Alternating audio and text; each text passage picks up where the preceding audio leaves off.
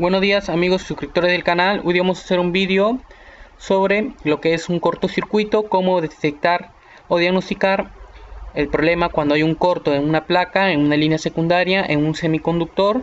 Y todo este proceso vamos a hacer un concepto muy fundamental para diagnosticar todo este tipo de problema. Para esto le he hecho un pequeño proyecto, algo muy fundamental, concepto básico sobre el área de hardware. Vamos a tocar el tema sobre técnicas para hallar corto, qué es un cortocircuito. Vamos a hablar el tema 2 y el tema 3 para hallar el corto. Vamos a hablar algo muy interesante, qué es un cortocircuito. Tenemos que saber que un cortocircuito es una conexión entre dos terminales de un elemento, tanto como dos polaridades, sea negativo y positivo, lo que provoca una anulación parcial o total de la resistencia en el circuito, lo que conlleva un aumento en la intensidad de corriente que lo atraviesa. Obviamente vamos a hablar que de una pila o una batería va a tener polos, polo positivo, polo donde entra un voltaje, polo negativo, tierra, ground, como ustedes lo quieren llamar. Vamos a ver que si estos dos polos se unen va a producir un corto, ¿no? Va a haber una resistencia muy baja, porque un corto es una resistencia nula, una resistencia, como decirle, es 0 ohmios, como dice en el gráfico, R igual a 0 ohmios, no va a haber oposición. Vamos a ver que cargas eléctricas diferentes se van a unir. Vamos a ver todo este proceso. Quiero hablarle un poquito también qué técnicas debemos hacer a la hora que presentamos o nos llega un equipo a nuestros locales por problema de un cortocircuito. Vamos a hablar que primero nosotros debemos hacer una de estos protocolos que siempre es muy fundamental, y vamos a hablar sobre mediciones con el multímetro. Tenemos que saber usar nuestro multitester, nuestro multímetro. Y bueno, si es autorrango o básico, debemos saber emplearlo para este tipo de casos. Vamos a ver que para estas escalas, para hallar los cortos, va a ser lo que es la impedancia, la resistencia y continuidad. Vamos a tocar estas tres escalas. La escala de la impedancia es una medida de oposición que presenta un circuito a una corriente cuando se aplica una tensión. Tensión es voltaje.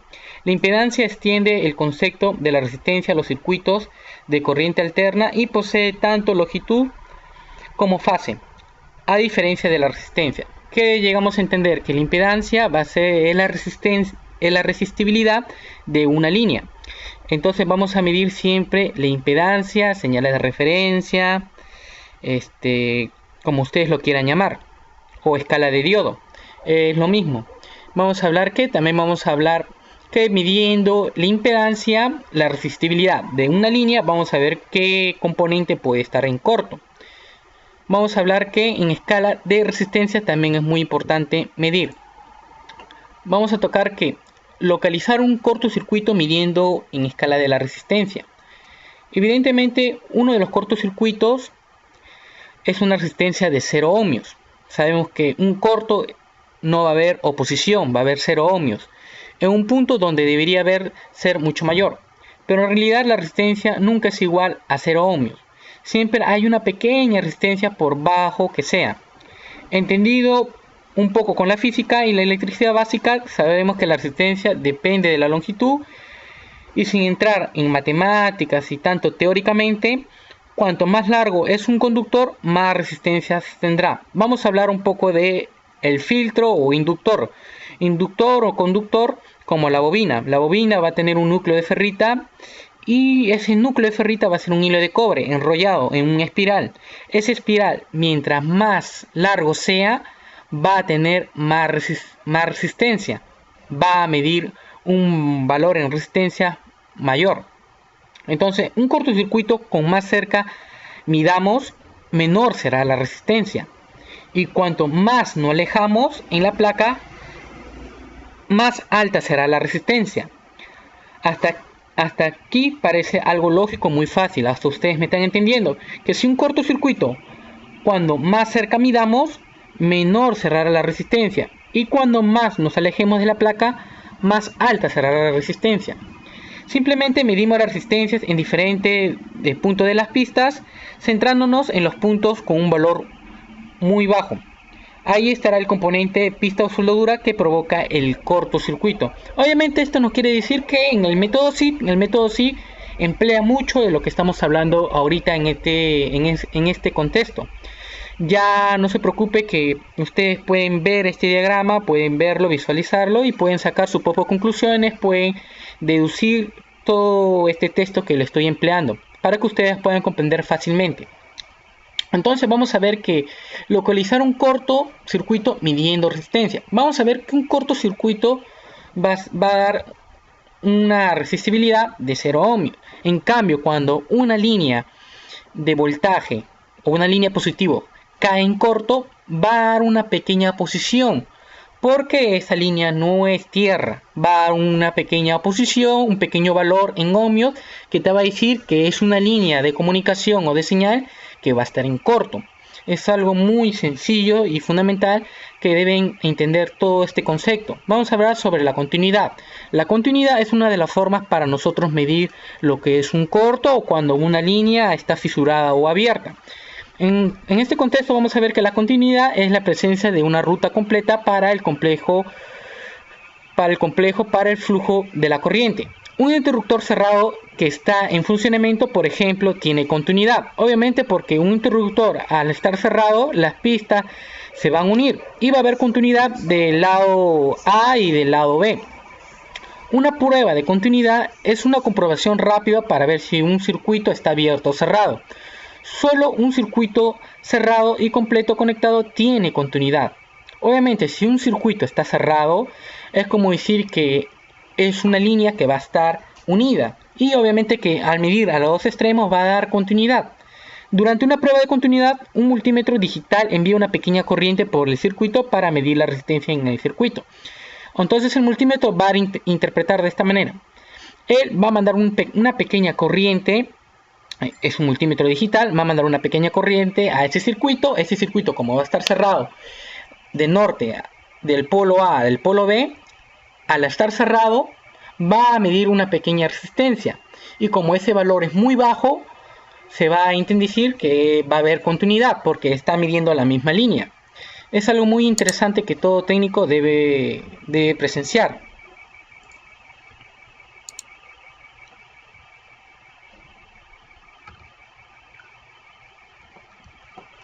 Ya hablamos un poco sobre este tema.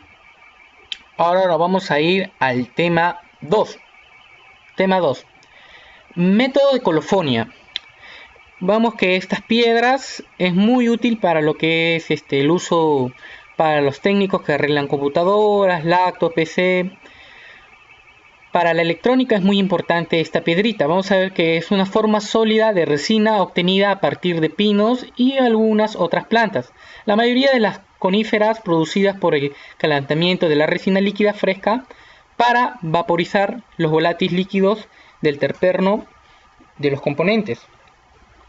En semitransparente vemos que los valores de este piedrita de colofonia es semitransparente, varía el color amarilloso a negro. En habitación de la colofonia, temperatura es muy frágil, pero se funde a temperatura de la estufa. Obviamente que esto vamos a hallarlo y obviamente que ya es una colofonia ya procesada, que su nombre le puede decir rosin, ¿no? Viene a ser lo mismo, procesado, listo para el comercio. Obviamente que ustedes van a conocer este tipo de modelo, rosin, ¿no? Rosin, vamos a ver que esta es una piedra de colofonia que se funde a una temperatura muy baja, ¿no? Es muy frágil, vemos que esta es una piedra muy frágil y vamos a ver que con el cautín nosotros podemos fundir esto y podemos ocasionar una capa. Esta capa va a servir, es una capa de congelante para nosotros hallar un corto. Sabemos que cuando hay un corto va a haber un lado o un circuito o un semiconductor que va a recalentar porque está trabajando excesivamente esa línea. Y obviamente que a nosotros de alimentar la placa y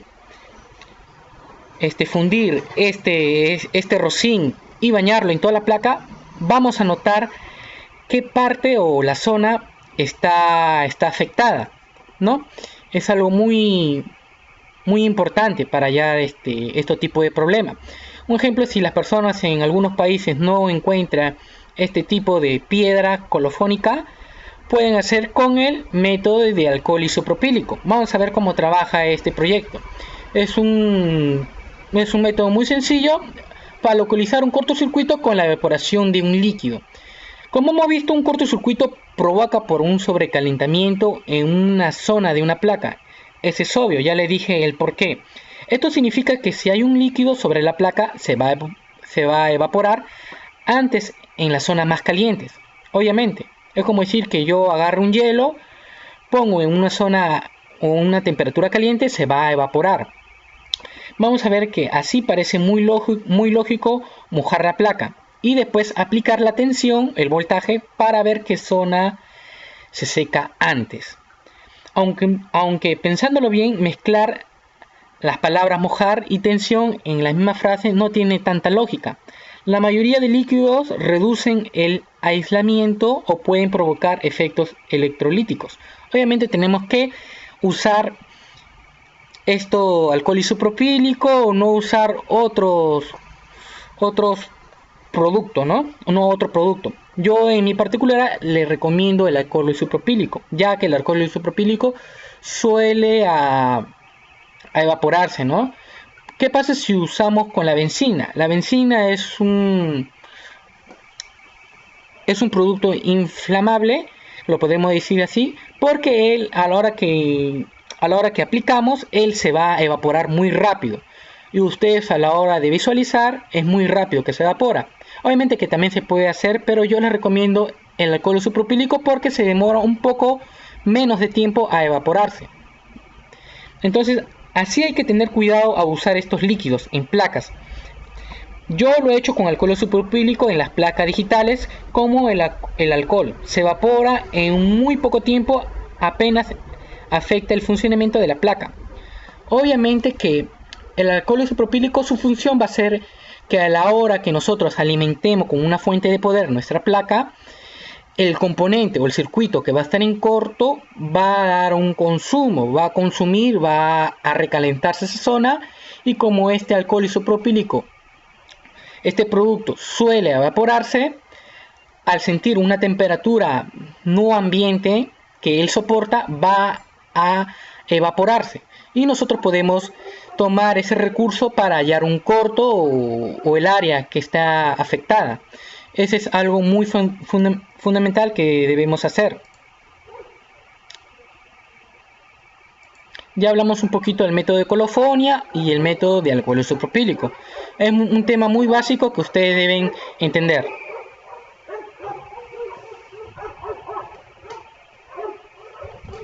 Ahora vamos a hacer mediciones con la fuente de poder. Vamos a ver que una fuente de poder, una fuente de alimentación, va a reemplazar lo que es una batería.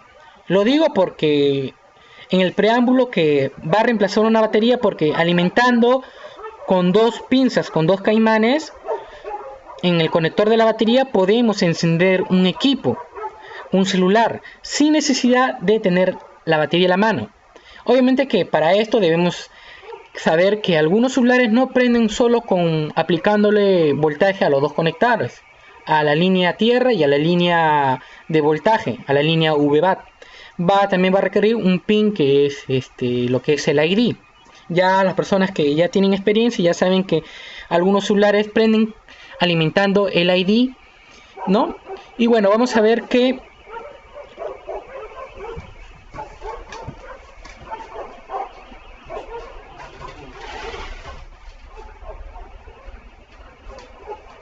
vamos a ver las siguientes mediciones. Ya que este fuente de poder reemplaza una batería, también nos va a ayudar a ver el consumo o el comportamiento de la placa. El comportamiento de la placa, pero digitalmente. Cómo es realmente a través de consumir esa corriente necesaria para que el equipo pueda trabajar, va a dar esos valores, ¿no? Digitalmente.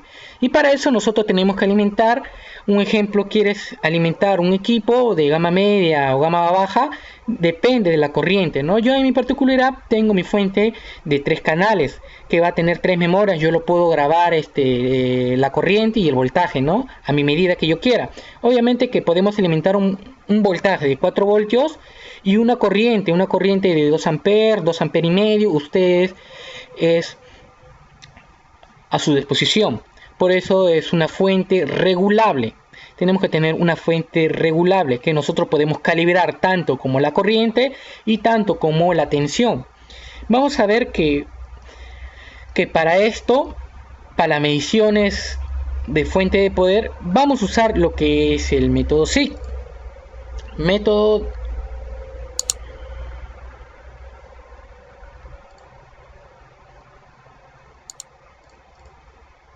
Vamos a usar, para trabajar con esta fuente, vamos a hacer estos 3 casos. Método SIG, inyectar voltaje y cámara térmica. Obviamente todo esto vamos a usar. Método SIG es el método de 4 puntas.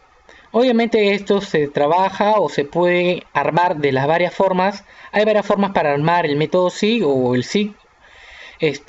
Solo encuesta a multímetros, ¿no? Yo en este caso yo lo configuro con un multímetro, ¿no? Uniendo en los polos de los cables de los multímetros en serie con lo de la fuente, ¿no? Hay varias formas de hacer, y si algunos tienen un problema de realmente cómo armar el SIG, ahorita les voy a dejar el enlace para que ustedes puedan ver cómo hacer este método. Este método es muy sencillo para hallar cortos en semiconductores. Es algo muy eficaz y siempre me ha servido a hallar un corto. Esto te va a servir para qué. Vamos a ver que a veces cuando hay un corto va a haber un consumo muy bajo. Y a veces cuando yo te digo cuando hay un corto, no siempre significa que el corto siempre vamos a depender que tiene que recalentar una parte. No, hay a veces que hay cortos que no recalientan. Podemos usar la cámara térmica. Obviamente que con la cámara térmica es un producto ya profesional, pero a veces algunas personas no cuentan con esa herramienta. Pero les quiero decir que con el método SIG es algo muy complejo, tanto porque tienes que medir condensador por condensador, pero es algo muy sencillo porque ya no te arriesgas de levantar un circuito a otro. Y es algo muy interesante donde ustedes tienen que aprender a usar este método o técnica de 4 puntas. Vamos a hablar de la inyección de voltajes. Nosotros vamos a aprovechar inyectar un voltaje. Usar una fuente de alimentación, seguro que en alguno de los puntos anteriores ya te has hecho una pregunta. ¿Cómo mido la placa con tensión con un voltaje si el cortocircuito provoca que la fuente de alimentación se proteja o funda el fusible interno que tiene esa fuente? Vemos que algunos muchachones cuentan con una fuente de alimentación que a la hora de alimentar una placa y esa placa está en corto, la fuente se autoprotege, se va a proteger y lo que va a hacer es va a proteger lo que es la fuente, ¿no? Y no vamos a poder regular lo que es el voltaje ni la corriente porque se va a proteger. Es una pregunta.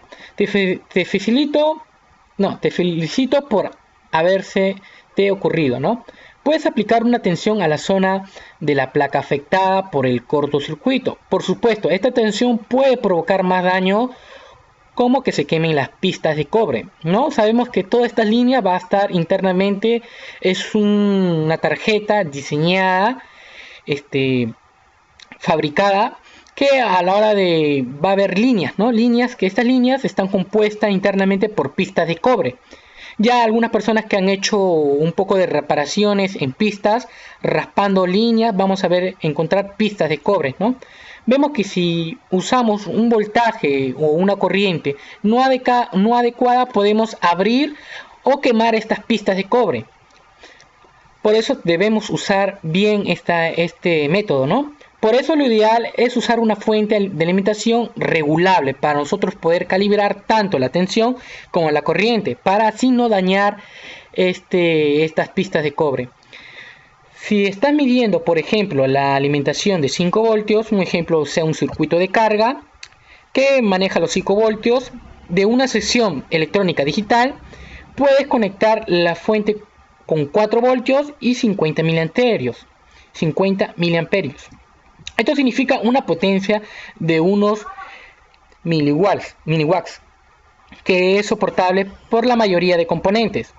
De esta forma puedes ver si el componente se calienta siguiendo los métodos ya explicados.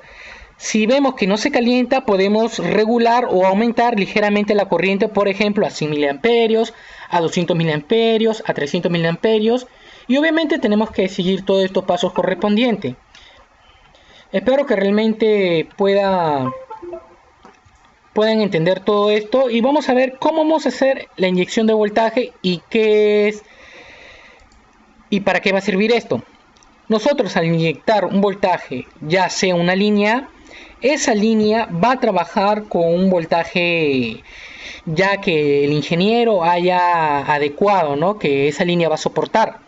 Un ejemplo, si ese semiconductor está dañado, si le llegamos un voltaje y una corriente, una potencia en esa línea, ese condensador va a trabajar más.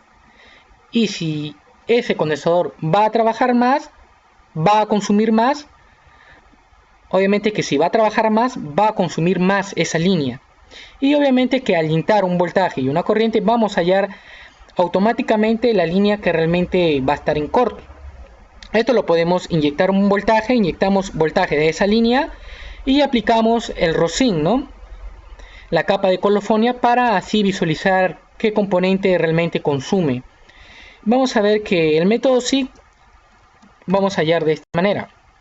Vamos a ir a mi canal, vamos a ir a lista de reproducción, vamos a ir a lo que es curso de hardware y vamos a ir en la clase número 17, si no me confundo.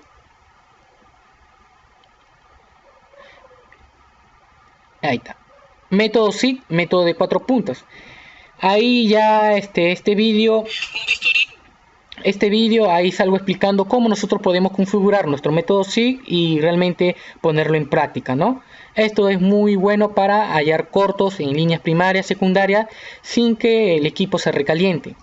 Y bueno, muchachones, espero que realmente les haya agradado este pequeño proyecto que les acabo de compartir. Espero que hayan podido sacar muchas dudas. Y bueno, espero que realmente les agrade, lo pongan en práctica y no se olviden de suscribirse, activar la campanita para más contenido. Y no se olviden que siempre dejaré aportes para el canal. Y quiero mandarles saludos a unos colegas que me mandó que le dejara un saludo para Boris Dayamo. Es un colega que también es un colega de Perú y le mando saludos a distancia por esta cuarentena. Y también para un amigo que su nombre está por acá, que tiene su canal de YouTube. Obviamente que es un canal de YouTube para juegos, ¿no?, gamers, ¿no?, y sube buenos contenidos. Y le mando saludos muchos para él, ¿no?, ya que a la distancia no se puede hacer muchas cosas. Saludos para todos estos colegas.